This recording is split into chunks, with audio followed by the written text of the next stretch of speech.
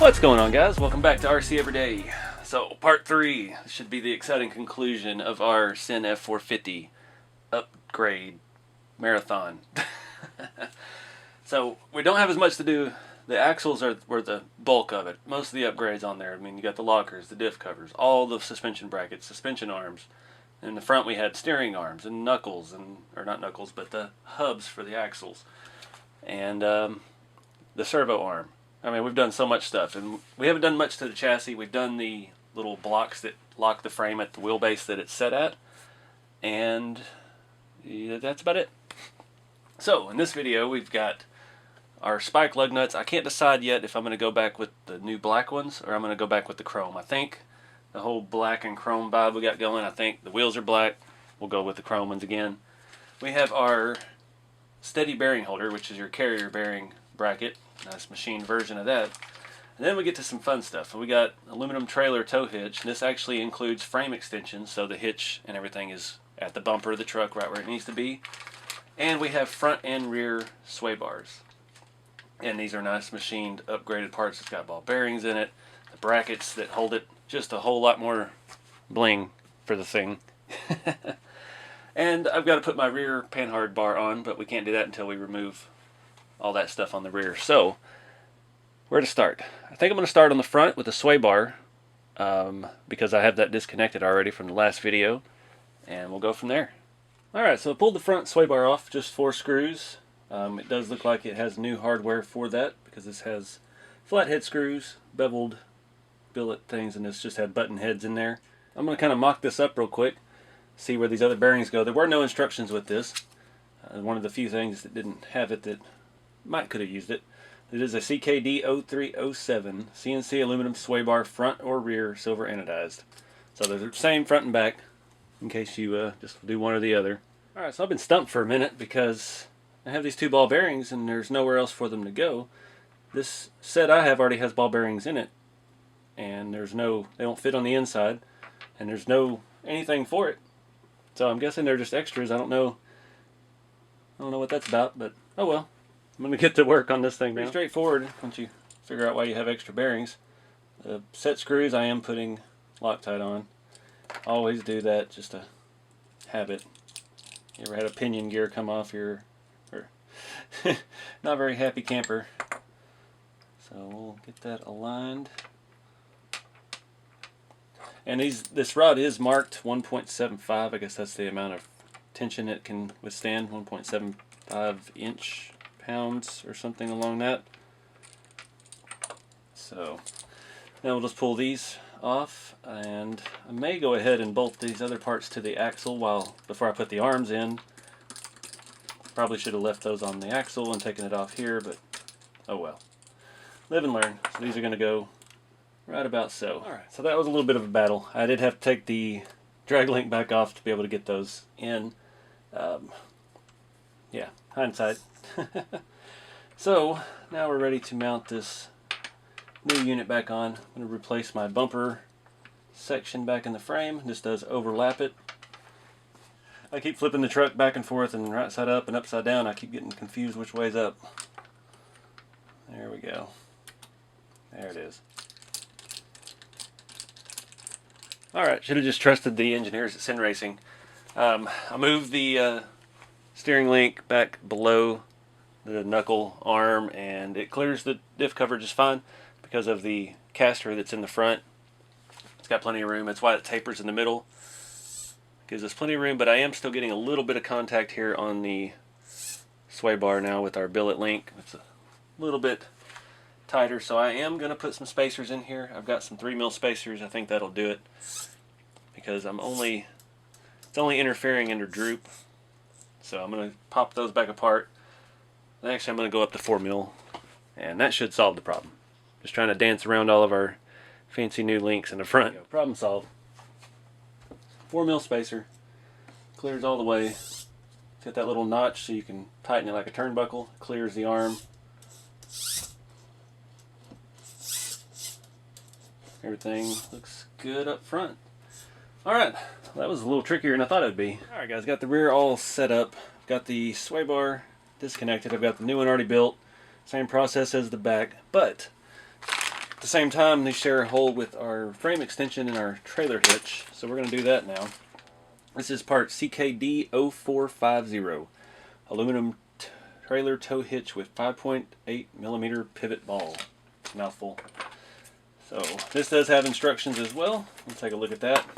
This looks pretty straightforward. Since we already have all these screws out, we'll pull the old hitch off. Comes with the same piece again. I don't know any different except it has a slightly different color. They're both, these are plastic parts, kind of like that nylon stuff. So, these are going to go in like so. These are nice machined pieces with a nice black finish as well. Then we put our sway bar on, and then we have to add some spacers. So I'm going to use the new hardware from sway bar and put the front screw in both sides loose, just to lock all this together. And then it comes with some little plastic spacers to put in the back, since we don't have this piece overlapping the chassis. And yeah, it comes with two, look like 1mm spacers. Oop, there we go. So that'll be a little bit of a challenge to squeeze those in there. I could swap it out for a nice metal one. It looks like we have a 1 and a 2, so it's 3mm. I'm picking up what they're laying down. Where are my pliers? So we'll try to hold these together, which will probably never work. Oh. Slide it in. We can get it to line up. Boom. Perfect. Let me get that screw in there before any of that falls out. Oh, I messed up though. I need to go ahead and do my panhard bar in the back before I put this on. Oh shoot. Alright, well let me do that real quick. Right, got that sorted out. Got the new panhard mount on. Again, another coincidence. That little notch in it looks like, you know, like tie rods always have a place to put a wrench in the middle to adjust them, but it also, under compression, it cuts out and clears the diff, the pumpkin on the axle. So another happy little coincidence. So I don't think we'll have to lengthen these at all. It might look cool too, just to keep them parallel. Actually, I think I will, because I'm that OCD. So I'm going to grab a couple more 4mm spacers and take these things apart. And yeah, we'll go ahead and just to keep this as parallel to the chassis as possible. You see that a lot. I think even on my Jeep Gladiator, the lift kit came with longer sway bar ends. Alright, that's just a little added something special. Now this just slides back into here like it did in the factory. I'm going to go ahead and put the ball in the hitch, and I'm going to Loctite that because metal on metal, and that's going to be out in the wind, getting beat up on the trails maybe, probably not on this pavement princess. One screw on each side. It has another hole that lines up with the inner mount. I'm going to go ahead and throw one of these short ones in there. Doesn't call for it in the instructions, but why not? We've got it. And then we just put the hitch in, and that is it for this step. That's it for the hitch. It's a pretty nice solid setup with the aluminum chassis rail extensions. Digging that. The sway bars were kind of a pain in the butt, but it really needed that for the look. And now we've got our backs angled just slightly down, just like the front. Alright, so we're down to the last piece of the puzzle. We have CKD0203, or aluminum CNC aluminum steady bearing holder. This is a carrier bearing. This is what they call them, multi-piece drive lines. We used to deal with them a lot at work. The long Peterbilts would have 3 or even 4 sections of drive line, and you'd have these carrier bearings on every cross member to keep the drive shaft up out of the way until it got to the axle when it needed to angle back towards it. So this looks like 2 screws from the top side, and we'll pull that sucker out, and yep, should be pretty easy. Alright, so that all just kind of fell out of the truck.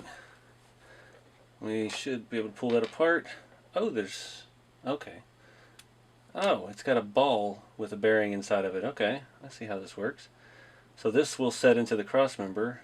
This will capture it that way. So let me go ahead and put this up in the truck. Go on like so. And I need to put this drive shaft back in first. before we button it all down. Are you serious? Their driveline stuff is so tight. Oh, you sucker. Can we do it this way?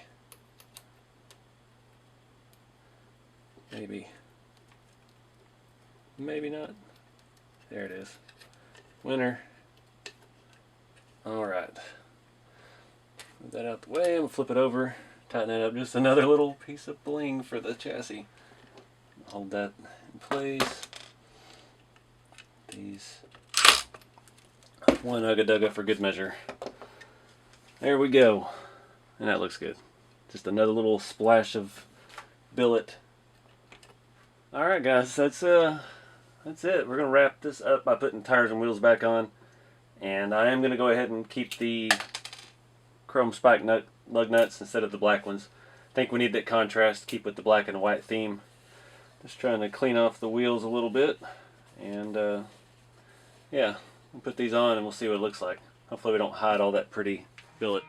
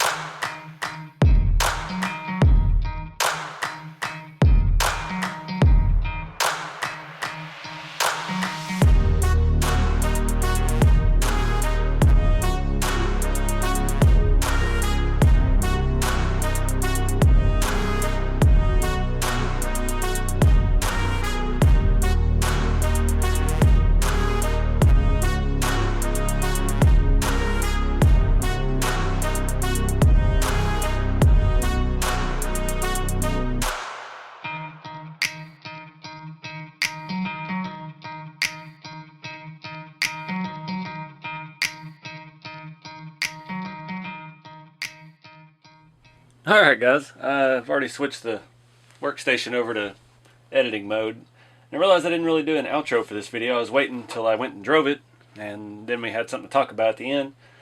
And I think everything was a success. I think the most valuable player in this game here is the rear locker. On smooth pavement, this thing is a drift machine. I had it on a 3-cell, 3000 milliamp Helios battery. Not super huge, but still 3-cell. Stock motor, stock ESC, stock everything other than all the billet, but rear locker. And it allowed this thing just to keep walking the back end around, firmly planted on the duals, all the extra weight down low, never felt tippy or anything at all. So that probably be the #1 mod. While you're doing that, go ahead and throw on one of those cool diff covers. I mean, it looks cool. That's the most pronounced piece you can see underneath the truck. But yeah, I've revitalized my interest in these trucks now. So we're going to do some more fun stuff with it. I've got some scale ideas, and there's still actually a lot of aluminum KAOS parts left I don't have. So maybe another round of upgrades coming. They've got stuff like the full billet KG1 wheels that are just beautiful, and they're out of stock right now. But I want to do some more stuff to it. We're going to do some scale stuff.